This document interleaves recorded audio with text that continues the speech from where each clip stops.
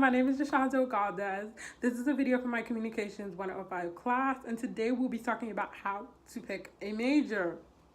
Now, a quick disclaimer. This is not the only way out there. This is just a way that worked for me that I would like to share with you. You may come up with your own way for watching this video or viewing other videos or articles or whatever it is that you view. And you may use some things from here and compile your own way. However, this is just something that I'd like to share with you guys, and hopefully it's helpful. So let's jump right into it. College is sometimes like the top of the pyramid. A lot of people paint it as the way to sustain financial stability. Actually, I'd like to talk about why that is.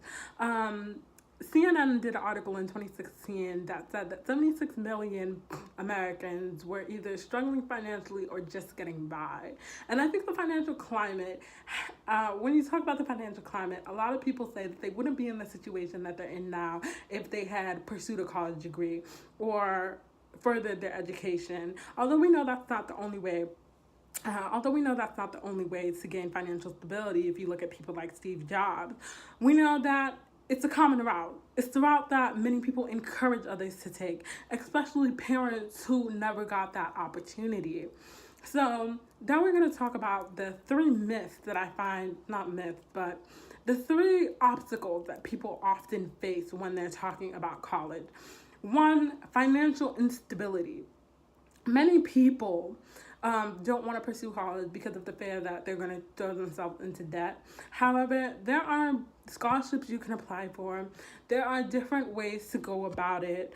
Every college, I want to say many colleges have financial aid guidance counselors or a financial aid department that's dedicated to finding a plan that's going to work for you, or you may turn to your bank for that. So there are ways to go about it, and I just don't want anyone to just shoot it down just because boom, I just can't afford it, because there are ways to go about it and pay for it in the long run. Okay. And another reason is not having the time to do it. And I think that if this is something that you really want to do, not having the time is not your problem, because if this is something you really want to do, you're not going to let that stop you. You're going to make the time for it. And the belief that you just can't do it often stems from the type of student you've known yourself to be. And I'd like to shoot that down right away. The 4.0 student is not the only college candidate. It may be an ideal candidate, but it's not the only college candidate. The ideal college candidate is someone who is willing to do whatever it takes to obtain that degree. If you can stay dedicated to obtain that degree, then you're a college candidate. You're a college candidate. If this is something you really want and you're willing to do whatever it takes, you're a college candidate. So here we go. Let's jump into the steps that I feel are helpful and have helped me along this way. Step one is avoid picking a major, because we're transitioning into talking about majors just because this is one of the obstacles that many people face. I can't go to college this year because, well, I don't have a major, and I just don't want to be wasting money if I don't have a major in mind. And for a lot of people, that may be the problem. However, there are ways to go about finding a major, and this is a way that worked for me. Step one, do not pick a major because so-and-so told you that this is the major for you. You have to do your own research, and I really do mean that. I was once told that I should become a lawyer because I like to talk and I'm influential. However, I was allowed to talk to a lawyer and basically follow them around for a week. And when I did that, I realized that I'm a very emotional person, and sometimes that emotion may cross into your legal ability, your legal obligation to do what's right. And I learned that sometimes those lines can cross, especially in certain situations. So I learned that that's not going to be a route for me. And it wasn't something I was that passionate about either. So definitely do your own research, because if you're going to commit to something, it has to be something that you want to do. Not so-and-so, but you want to do. And step two, and the most important step for me, remembering when I was picking my major, was keeping in mind that this is an investment. And this actually stems a lot from David Kopel's New York Times article when he said parents and students consider college an investment more than academic time and personal exploration. I Oh, if I had bags of money just laying around, yeah, maybe it would be an academic and personal exploration. However, I do not. I'm going to college because I would like to gain financial stability while doing something that I love. So, with that in mind, I'm thinking of things as an investment. I would like to do this because I want to do something I love, but want to I also want to be able to take care of myself and take care of my family. So thinking of it as an investment is a helpful way to narrow down, because although you're supposed to pick a major that you actually do like and you're actually going to be passionate about, keeping in mind whether or not you're going to be able to find, you're spending thousands of dollars, but are you going to be able to get a job that's worth those thousands of dollars? So just keep that in mind as we go along, and when you pick your major. Step 3 is where the personal analysis begins. And this is where you start to ask yourself questions. Would you like to do this for the rest of your life? What will allow you to be happy? What major will allow you to be happy while getting a return on this investment? And then as you're trying to answer these questions, contact a college counselor. They're really helpful. And if you're in high school, you may even talk to your own counselor, and they can help you. They can sit there and go through lists, and by the end of that conversation, more questions may arise, or you may end up with 2 or more majors in mind. And then that's when I would say step 4. Sorry, my bad. Step 4 comes in, and that is, and a lot of people get this mixed up. You start to look at schools.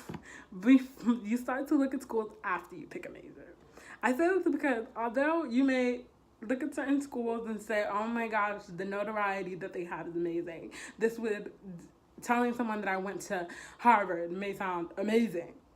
However, schools may be good at one thing, but may not have the highest graduation rate, or may not be good at other things. So you definitely want to pick your major and then see which school is good at delivering on your major and putting students out into the world work ready. So definitely look at the major first before you settle.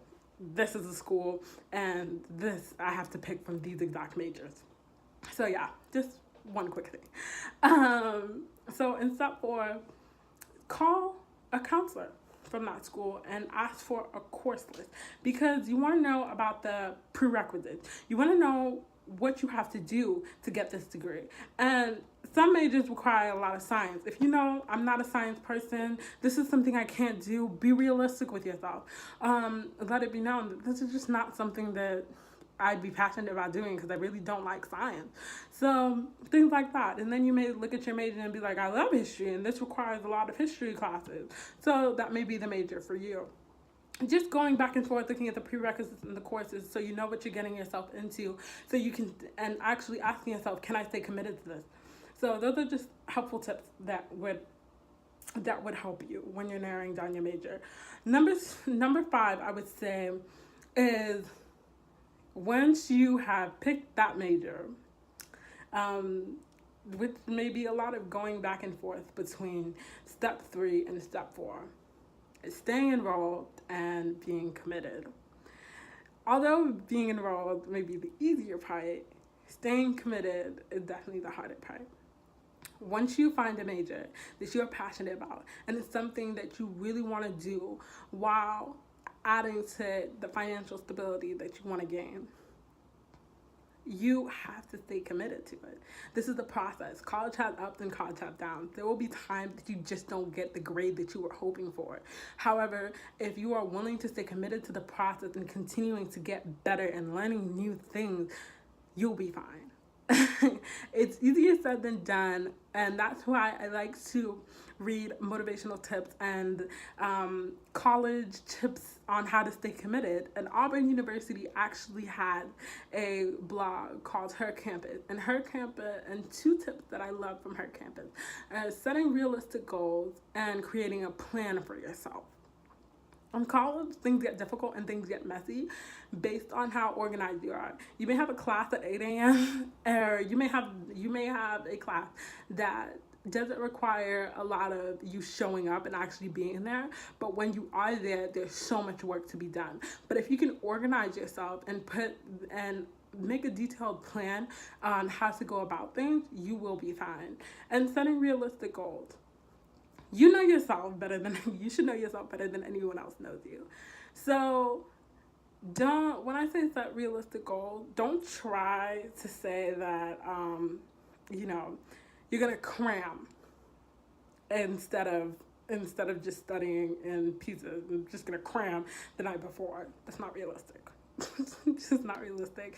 It's not going to give you the type of outcome that you're hoping for. So definitely just set realistic goals for yourself.